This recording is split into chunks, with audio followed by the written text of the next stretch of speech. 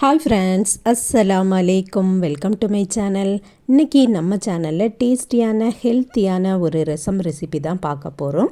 கீழா நெல்லியை வச்சுட்டு நம்ம ரசம் பண்ண போகிறோம். கீழா நெல்லி அப்படின்ட்டு சொன்னாலே உங்களுக்கு எல்லாருக்குமே தோணக்கூடியது மஞ்சள் காமாலைக்கு நல்லது அப்படின்ட்டு தான்.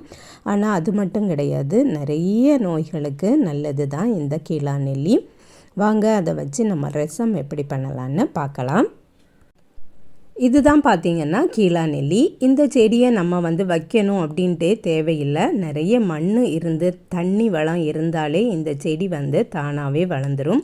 நீர்நிலைகளில், அதுக்கப்புறம் வயல்களில், நம்ம மாடி தோட்டத்தில் கூட தொட்டியில் நம்ம நிறைய செடிகள் வச்சுருப்போம். அதுல எல்லாம் தானாகவே வளரக்கூடியது தான் இந்த கீழா நெல்லி.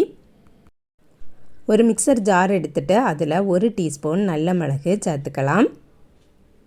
நல்ல மிளகு எடுத்ததுக்கு 3/4 பங்கு போல் சீரகமும் எடுத்துக்கலாம். 1 டீஸ்பூன் ஃபுல்லாட்டு நான் பருப்பு சேர்த்துருக்கேன். பச்சை மிளகு இருந்தால் பச்சை மிளகு சேர்த்துக்கிடுங்க. நான் 2 வத்தல் மிளகாவை சுட்டு சேர்த்துருக்கேன். ஒரு சின்ன துண்டு இஞ்சியை தோல் சீவி சேர்த்துட்டு ஒரு 4-5 பல்லு போல் பூண்டையும் சேர்த்துருக்கேன். அதுக்கப்புறம் தக்காளி, சின்ன தக்காளி தான் பழுத்தது இருந்தது, அதில் ஒரு 3 எண்ணம் கட் பண்ணி சேர்த்துருக்கேன். இனி இந்த கீழா நெல்லியை நல்லா வாஷ் பண்ணிவிட்டு வந்துடலாம்.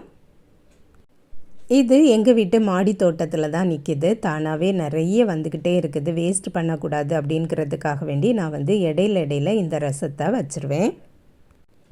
கீழா நெல்லியை நல்லா வாஷ் பண்ணிவிட்டு அதில் இருக்கக்கூடிய அந்த தண்டெல்லாம் எடுத்துகிட்டு நான் சேர்த்துருக்கேன். கொஞ்சமாக மஞ்சள் தூளும் போட்டுட்டு இதை கரகரன்னு அரைச்சிட்டு வந்துடலாம். பார்த்திங்கன்னா நான் இந்த அளவுக்கு அரைச்சிருக்கேன். இனி இதை ஒரு பிளேட்டுக்கு மாற்றிடலாம். சூடான சாதத்து கூட இந்த ரசமும் உருளைக்கிழங்கு பொரியலும் வச்சு சாப்பிட்டாலே சூப்பராக இருக்கும். ட்ரை பண்ணி பாருங்கள். இதுக்கு வேறு எந்த மெயின் டிஷ்ஷும் கூட தேவைப்படாது. கீழா நெல்லி சேர்த்துருக்கிறதுனால கசக்கும் அப்படின்னும் நினைக்க வேண்டாம். ஏன்னா நம்ம கொஞ்சம் தான் சேர்த்துருக்கோம். கல்லீரல் பாதிப்பு இருக்கக்கூடியவங்க, சிறுநீர் பிரச்சனைகள் இருக்கக்கூடியவங்க கூட இந்த கீழா நெல்லியை சாப்பிட்டுட்டு வரலாம். இப்போ பார்த்திங்கன்னா ஒரு கடாய் அடுப்பில் வச்சுட்டு அதில் எண்ணெய் சேர்த்துருக்கேன். எண்ணெய் சூடானதுக்கப்புறமா கொஞ்சம் கடுகும் கொஞ்சம் சீரகமும் சேர்த்துக்கிடலாம்.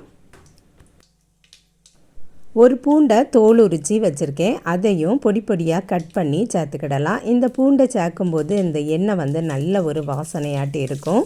அந்த ரசத்துலேயும் இந்த வாசனை வரும்போது சூப்பராகவே இருக்கும். அதுக்கப்புறம் கறிவேப்பிலையும் சேர்த்துடலாம்.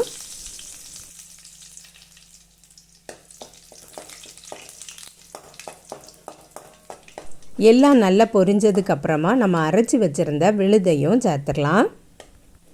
மீடியம் ஃப்ளேம்லேயே வச்சுட்டு நல்லா மிக்ஸ் பண்ணணும்.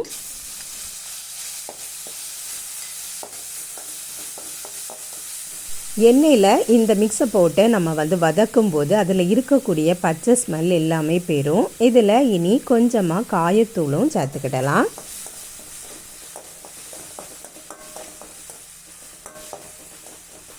கொஞ்ச நேரம் நல்லா மிக்ஸ் பண்ணினதுக்கப்புறமா நம்ம புளியை கரைச்சி சேர்த்துக்கிடலாம். சில பேர் வீட்டில் டெய்லியுமே ரசம் வைப்பாங்க. ரசம் இல்லைன்னா அவங்களுக்கு சாப்பிடவே முடியாது. இந்த மாதிரி ஒவ்வொரு நாளும் ஒவ்வொரு விதமான ரசம் வச்சு சாப்பிட்டிங்கன்னா ரொம்பவும் நல்லது. புளி கரைச்சி ஊற்றுனதுக்கு அப்புறமா தேவையான தண்ணீர் சேர்த்துட்டு உப்பும் சேர்த்துக்கிடலாம்.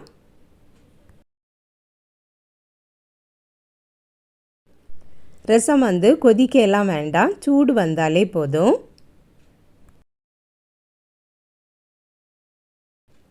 இதில் நம்ம மல்லிக்கீரையெல்லாம் போடணும்னு கூட அவசியம் இல்லை. கல் உப்பு சேர்த்துருக்கிறதுனால நல்லா மிக்ஸ் பண்ணி கொடுத்துட்டு அப்படியே விட்டுட்டோம்னா கொஞ்ச நேரத்திலேயே சூடெல்லாம் வந்துடும். அதுக்கப்புறம் நம்ம அடுப்பை ஆஃப் பண்ணிட வேண்டியது தான்.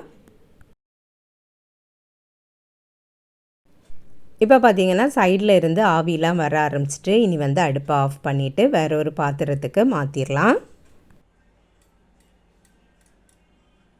நல்ல டேஸ்டியான ஹெல்த்தியான ரசம் ரெடி ஆகிட்டு நீங்களும் இதே மாதிரியே ட்ரை பண்ணி பாருங்கள் ஃப்ரெண்ட்ஸ். இந்த வீடியோ பிடிச்சிருந்தால் லைக் பண்ணுங்கள், ஷேர் பண்ணுங்கள். நம்ம சேனலை இது வரைக்கும் சப்ஸ்கிரைப் பண்ணலைன்னா சப்ஸ்கிரைப் பண்ணிடுங்க.